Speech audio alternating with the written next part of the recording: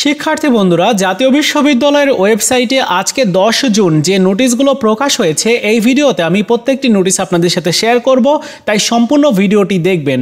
আর পরীক্ষা সংক্রান্ত বা ফর্ম ফিল আপ সংক্রান্ত সকল আপডেটগুলো পেতে এই চ্যানেলটিকেও সাবস্ক্রাইব করে রাখবেন। চলুন শুরু করা যাক। ওয়েবসাইটের নোটিশ বোর্ডে আসলে আমরা দেখতে পাচ্ছি প্রথম যে নোটিশটি রয়েছে 2023 সালের ব্যাচেলর অফ ফিজিক্যাল এডুকেশন দ্বিতীয় সেমিস্টার পরীক্ষার আবেদন ফর্ম পূরণের পুনর্সংশোধিত বিজ্ঞপ্তি। তো এই বিজ্ঞপ্তি যদি আপনাদেরকে দেখাই, পুনর্সংশোধিত বিজ্ঞপ্তি অনুযায়ী ফর্ম পূরণ শুরু হবে 12/6/2024 তারিখ থেকে এবং 6/7/2024 তারিখ পর্যন্ত ফর্ম ফিল আপ করা যাবে। অন্যান্য তারিখগুলো আপনারা এখানে দেখতে পাচ্ছেন। কত টাকা দিয়ে আপনার ফর্ম ফিল আপ করতে হবে সেই টাকাটা উল্লেখ করা রয়েছে, কারা ফর্ম পূরণ করতে পারবেন এখানে সেই শর্তগুলো উল্লেখ করা রয়েছে। তো এটা ছিল প্রথম নোটিশ।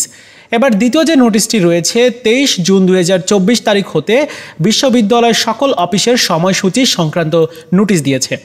সো এই সময়সূচি আমরা যদি দেখি তাহলে বলা হয়েছে জাতীয় বিশ্ববিদ্যালয়ের সকল শিক্ষক, কর্মকর্তা, কর্মচারী ও সংশ্লিষ্ট সকলের অবগতির জন্য জানানো যাচ্ছে আগামী 23 জুন 2024 তারিখ হতে বিশ্ববিদ্যালয়ের সকল প্রকার যে কার্যক্রমগুলো রয়েছে সেগুলো নিম্নের সময়সূচি অনুযায়ী অনুষ্ঠিত হবে।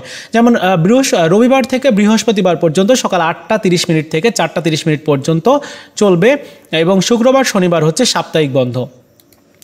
এরপরে যে নোটিশটি রয়েছে সেটি কিন্তু পরীক্ষা রিলেটেড একটা নোটিশ না, যার কারণে নোটিশটি আর শেয়ার করছি না।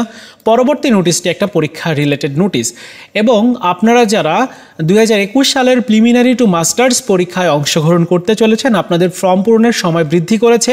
11 জুন থেকে ফর্ম পূরণ শুরু হবে পুনরায়, আর 30 জুন পর্যন্ত ফর্ম পূরণ করা যাবে।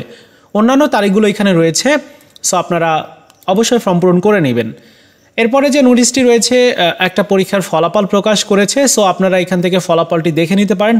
আর একটা পরীক্ষার ফলাফল দিয়েছে। তো জাতীয় বিশ্ববিদ্যালয়ের ওয়েবসাইটে আজকে কিন্তু এই 6টা নোটিশই প্রকাশ হয়েছিল। ভিডিওটি ভালো লাগলে লাইকস, কমেন্টস এবং শেয়ার করবেন। ধন্যবাদ।